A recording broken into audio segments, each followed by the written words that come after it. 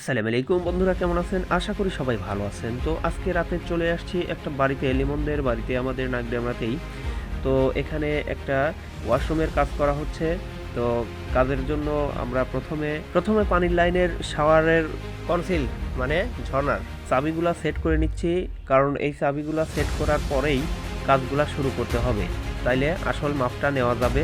তো এখানে দুইটা চাবি দেওয়া হচ্ছে, একটা গরম পানি এবং একটা ঠান্ডা পানি। তো দুইটা মিলে একটা ঝর্ণা দিয়ে পানি বের হবে, এই জন্য চাবি দুটো আগে সেট করব, তারপরে সেইটার মাপ করে মেজারমেন্ট করে তারপরে কাটাকাটি শুরু করব ওয়ালে। তারপর কি করব বন্ধুরা, তোমরা কি জানো?